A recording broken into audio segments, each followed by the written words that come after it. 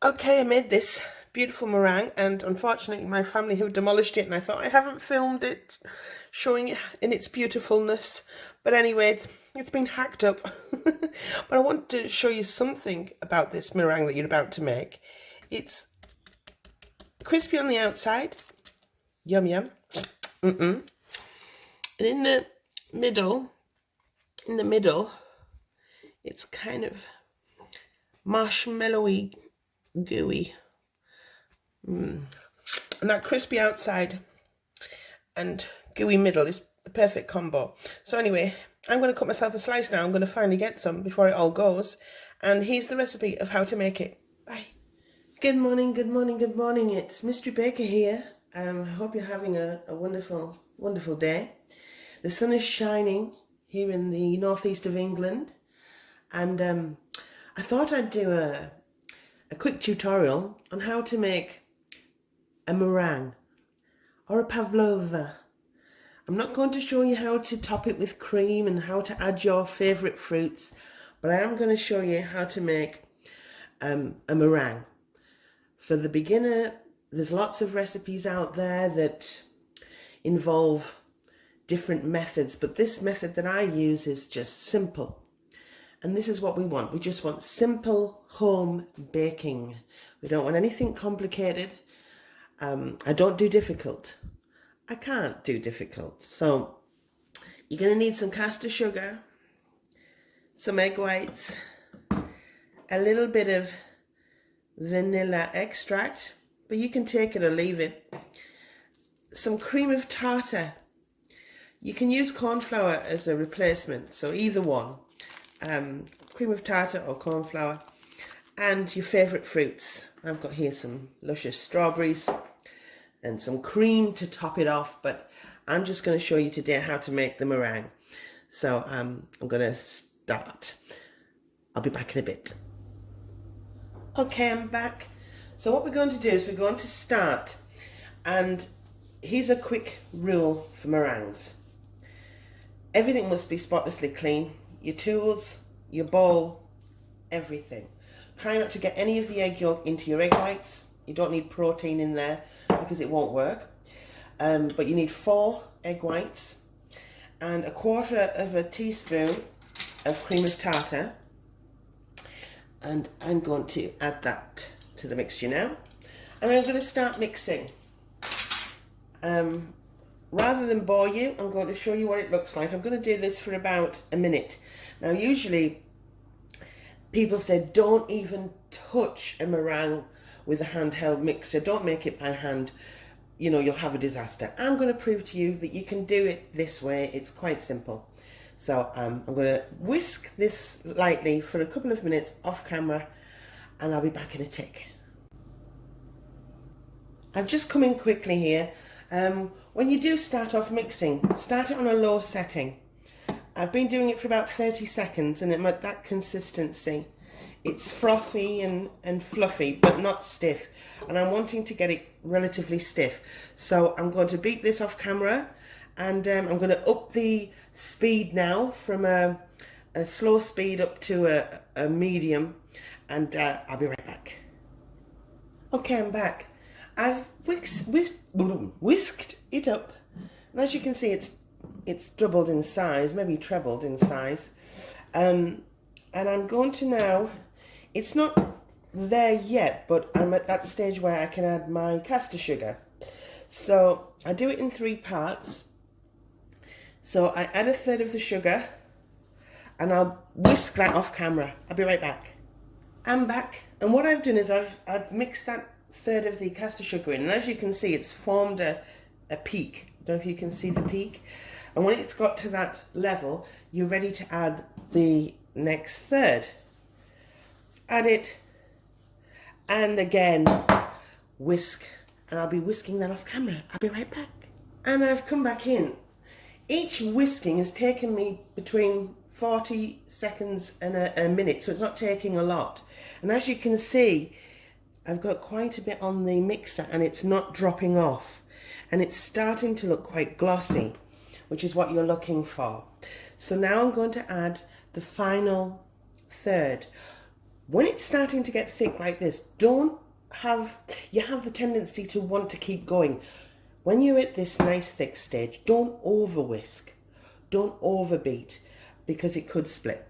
So I'm going to add the final third of sugar, and I'm going to do this for about 30 seconds to a minute, and I'll show you what it looks like. I'll be right back. I'm back. As you can see, it's literally almost filled the bowl.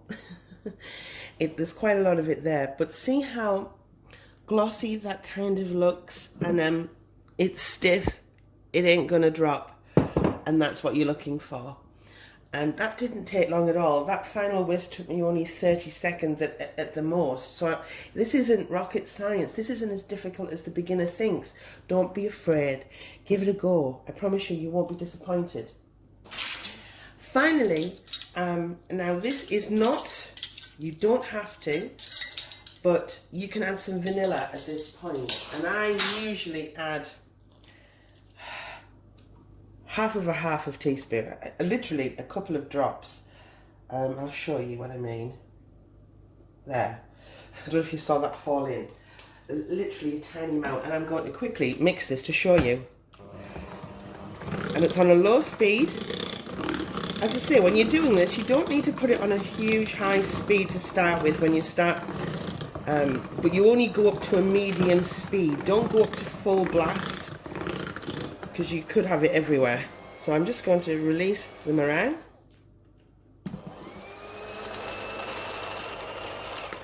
And as you can see, it's nice and thick.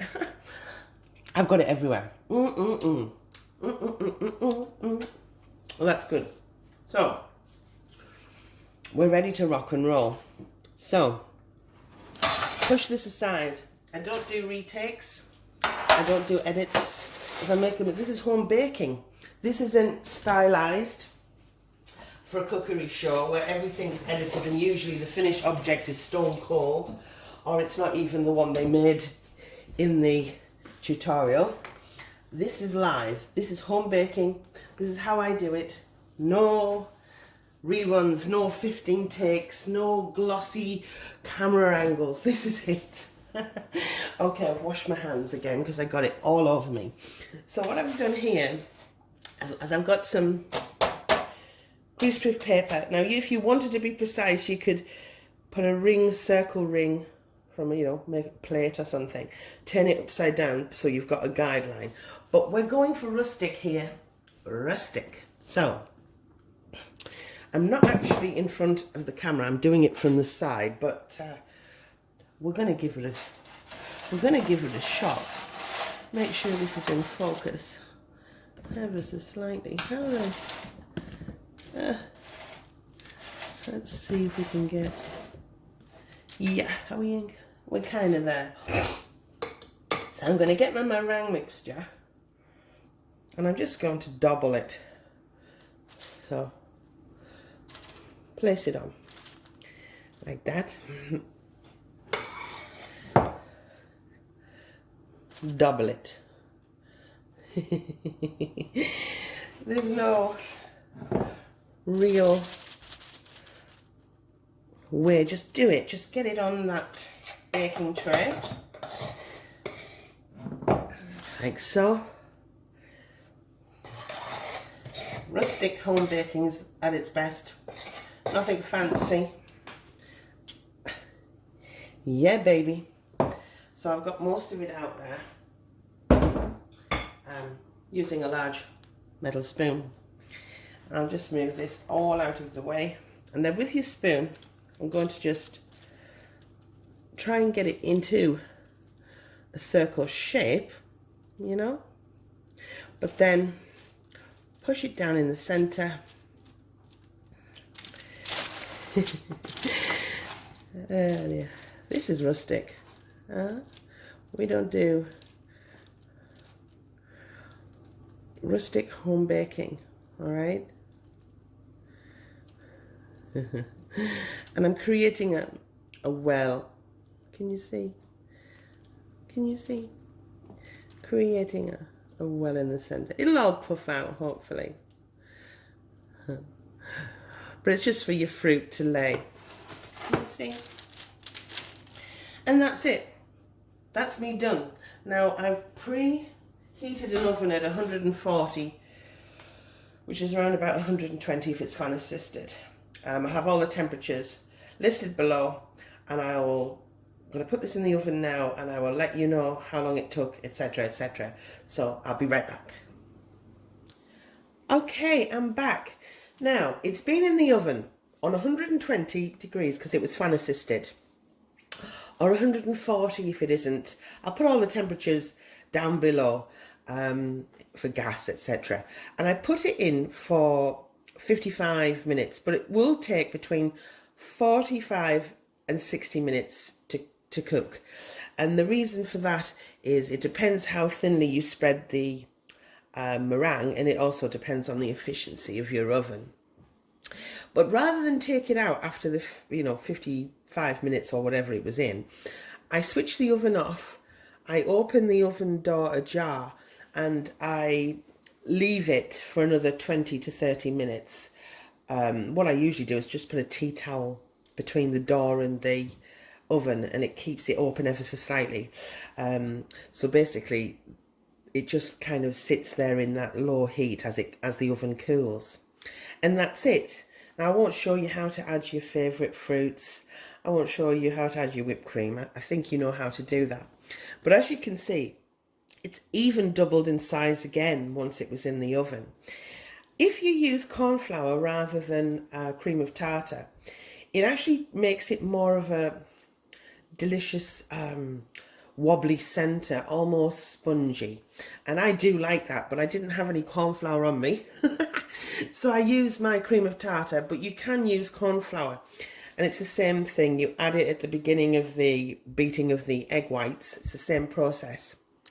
And it just gives it a beautiful crispy outside with a spongy centre. So thanks for your time. I hope you liked my tutorial. If you did, give it a thumbs up, and if you have any comments or any questions about this particular meringue, don't hesitate to comment. And I will speak to you soon. Thanks for your time. Bye.